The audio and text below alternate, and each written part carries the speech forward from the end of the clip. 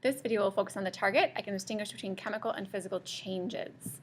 So unlike just looking at material and determining like, hey, that's red, that's a physical quality of that object.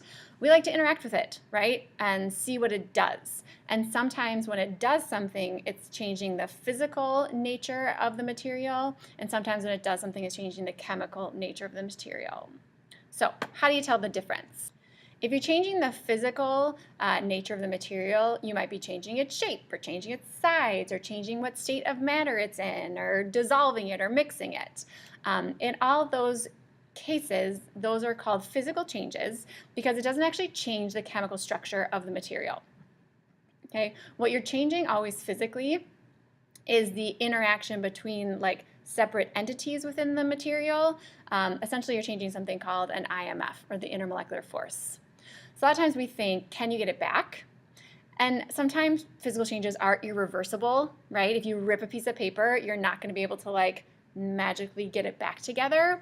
But really what you're thinking about in terms of a physical change is, did I change the actual bonds within the material, or did I just change like this spacing that the material has with itself, or this shape that material is coming in?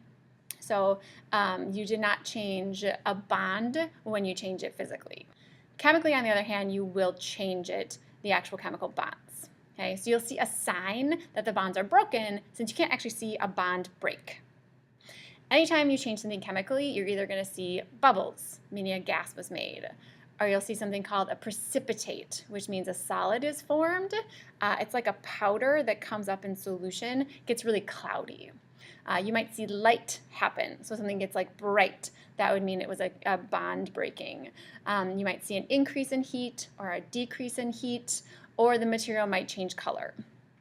So all of those are a sign that a bond actually changed within the material.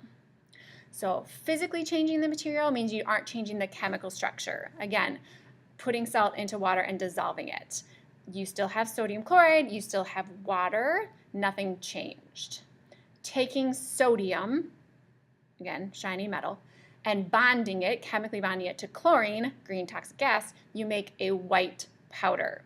You've changed its color, you've changed the state of matter in terms of it's like now considered like a crystal or precipitate instead of the gas and the metallic solid. So we would be looking for those actual signs that a bond was broken or reformed. That's it for this concept. Have a nice night.